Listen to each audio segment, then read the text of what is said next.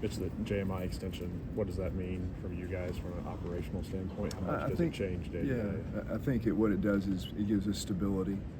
I think that in a landscape that's really crazy, and partnerships and names change and move all over the place as fast as the transfer portal. We've had a partner. We celebrated 10 years with him last year and had an opportunity to thank Eric Judson and his team, and it was really. I think this gives us stability. You look going forward. It gives you a plan, a purpose, and an opportunity to say, and that's our pathway. And so Paul and his team have put together a really good thought process in terms of the BBNIL suite. We coupled that with BBN United, not the least of which what we normally do in the day-to-day of putting on our events and through our television network and our radio network. So I think it just gives us really strong stability and gives us, we can sort of set that aside and say, okay, now let's go to work on the things we know are in front of us. Mitch, what are the advantages of bringing the NIL in-house?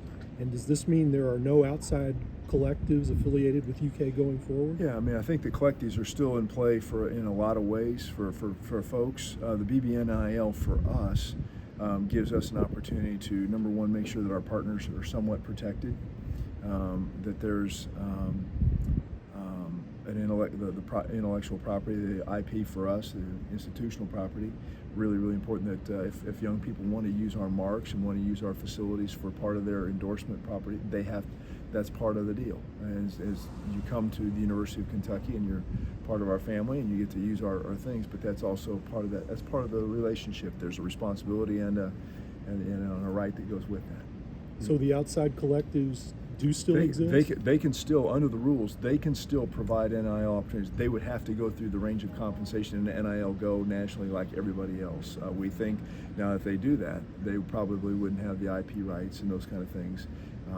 So we're hopeful that as we go, that we can sort of keep folks focused on what has been sort of our pathway forward. We have a financial responsibility in this new world that we've got to take care of. We got to make sure that we protect both the folks that are in our program in terms of the sponsors, as well as protect our student athletes. And I think, that's really, really, it was interesting. We were talking with folks, and if a couple athletes decide to go off and do their own thing, it sort of hurts the entire team.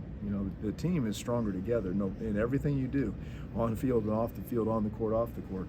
Your marketing value and those kind of things are better if you do those things. If you do those things together, there's lots of examples of that. Now you can go ahead and do some individual deals, and there will be those. A lot of folks are going to have those. Again, we're really, really early in this stage of this thing, so I'll be really fascinated to see how the choppy waters, I've used that term a lot, how the choppy waters are smoothed out as we go. More historical data gets in there, and we have an ability to understand exactly where the NIL landscape goes. Mitch, on Paul's presentation, there was a bullet item that didn't get discussed about naming rights, pursuing those moving forward for facilities. Is the Rupp Arena stuff still off the table for that? Well, we've got the central bank at Rupp Arena. We've got that, and that's a pretty fair place for us to start. So we're in a good spot. We've got 4 years left on our deal here with Kroger at Kroger Field, and then there's just other opportunities. You think about the multi-use district and the things that those are naming opportunities that are unique, and those will be things we'll continue to pursue and talk about and find out. We've got to be in it. We've got to be thoughtful. We can't just sit here and say the same 5 buckets of money will continue to work for us and that's it. We've got to find other ways to continue to do that. The BBN United with 2 circles, they're a worldwide partner. They've got people. They partner with people worldwide. This isn't some just happenstance company. This is a group of people that work with everybody from the Premier League to Master. They work with the Breeders' Cup. They do amazing work around the world, and so it's a really strong partner. We're one of the first in college space to work with them in combination with JMI, so I'm excited about that. You mentioned still being in the early stages of all this. How does this impact fans and the people who pack these stadiums week in and week out? I'm sorry, I didn't understand the question. How can fans best get involved, 1, and 2, how will this new venture impact them and their experience cheering on their favorite team? The BBN United? Yes. Yeah, the BBN United it's a subscription fan engagement group, and then we'll work our way through that. First, I think, Jake, the first Thursday is Thursdays when they can begin to sign up on Thursday. And there'll be, depending on the level of engagement, what they have, they'll have opportunities to get updated content, behind the scenes access, things like that. And then depending on where they are, maybe it's a quarterly gift, or maybe it's a special opportunity to get access to certain things that we have that are unique to college sports. So I think that it's the people they have done this with, we've looked at the models of things that they have created. They're a great content team, number one. Number two, they're really, really good at finding things that are important to fans. So I think it's a good start. It's different from our K Fund. Our K Fund is more seating and parking and those kind of things. This is more of emotional experience.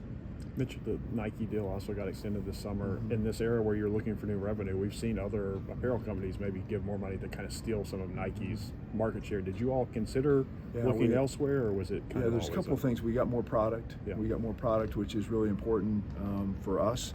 Those things are trade-offs. The money's there is some money, obviously involved in some of these other deals. We used an opportunity to go grab more product for our program. We're spending more money away from our contract previously. We wanted to begin to do a better job, I think, of managing our gear and the things that we're getting back.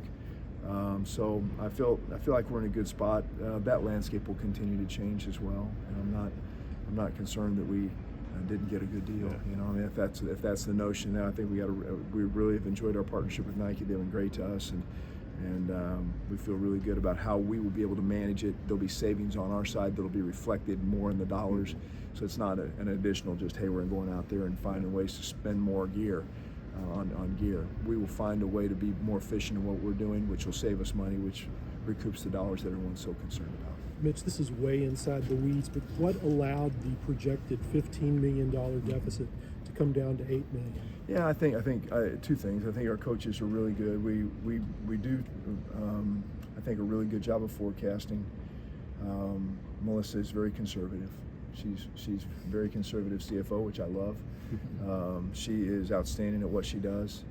Our coaches were very thoughtful. We asked them to be very thoughtful down the stretch in terms of their planning and their travel and things that they were doing. And we were, I think, very thoughtful in terms of, or a little conservative in our revenue projections. We wanted to make sure that we had an opportunity. We knew that the revenue share numbers were, the pre-July 1 was a challenge for us, and how do we manage all of that and manage, we didn't know what our revenue was going to look like, so we were fairly conservative in that. And I think that we exceeded what we thought we would do in revenue. We were very efficient in our expenses. Melissa's very conservative in her estimates. All those things are good things, and make no mistake, everybody, don't let it get lost that the $3.5 million that we continue to put into Science Blue is included in that number as well. But you joked last week that you were going to do 9 more Tyler Childers concerts a year. But realistically, like that has been, as we're talking about using the stadium more, that has been a way you've done it the last couple of years. How often can you do that? Yeah, I think we certainly want to venture into that space as much as we can. It does take a toll on your stadium.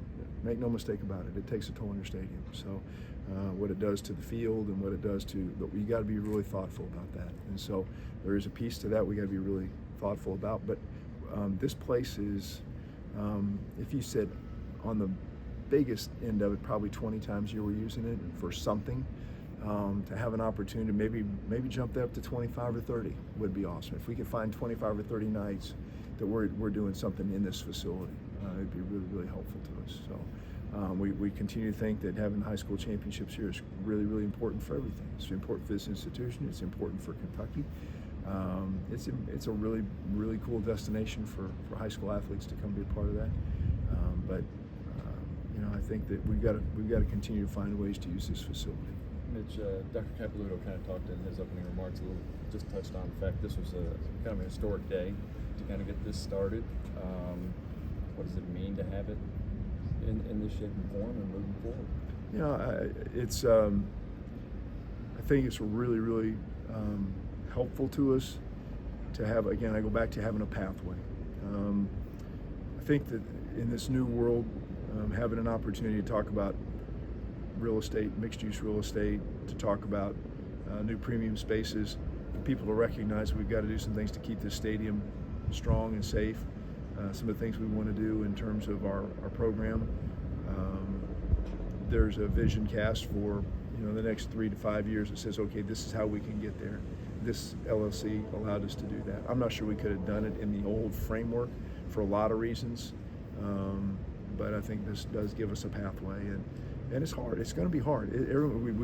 You can go write numbers down all you want, but unless you are able to implement them and actually make them work,